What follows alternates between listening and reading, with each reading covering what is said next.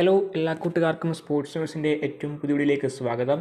Football ഇതിഹാസങ്ങളൊരായ Robert Lewandowski ഈ സീസണോടുകൂടി FC ബാഴ്സലോണയെ വിടുന്ന കാര്യം ഇപ്പോൾ ഏകദേശം ഉറപ്പായി കഴിഞ്ഞിട്ടുണ്ട്.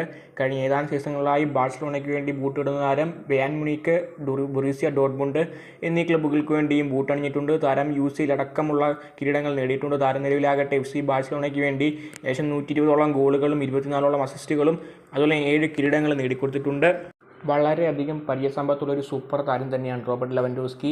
പോളിഷ് നാഷണൽ ടീമിൻ്റെ ക്യാപ്റ്റൻ കൂടിയായ റോബർട്ട് ലെവൻഡോസ്കി ഈ വേൾഡ് കപ്പോടുകൂടി വിരമിക്കും എന്നുള്ള വാർത്തകളും പുറത്തുവരുന്നുണ്ട്. എന്നാൽ താരം ക്ലബ് ഫുട്ബോളിനോട് ഉടനെയൊന്നും വിട പറയില്ല എന്നാണ് കിട്ടുന്ന റിപ്പോർട്ടുകൾ. FC ബാഴ്സലോണ വിട്ട താരം എവിടേക്കായിരിക്കും ചേക്കേറുക എന്നുള്ള കാര്യം നിലവിൽ വ്യക്തതയുള്ള കാര്യമല്ല. നിലവിൽ FC ബാഴ്സലോണയ്ക്ക് വേണ്ടി മികച്ച പ്രകടനം കാഴ്ചവെച്ച റോബർട്ട് ആകട്ടെ നിലവിൽ FC ബാഴ്സലോണ ക്യാപ്റ്റൻ കൂടിയാണ്. നിലവിൽ ഈ സീസണിൽ മികച്ച പെർഫോമൻസാണ് ബാഴ്സലോണ ഈ ഒരു സീസണിൽ എല്ലാ കോമ്പറ്റീഷനിലും ഉടനീളം കാഴ്ചവെക്കുന്നത്. അപ്പോൾ അതിൻ്റെ ഏറ്റവും വലിയൊരു പങ്കാളിത്തം വഹിക്കുന്നത് റോബർട്ട് ലെവൻഡോസ്കി എന്ന കപ്പിത്താൻ തന്നെയാണ്.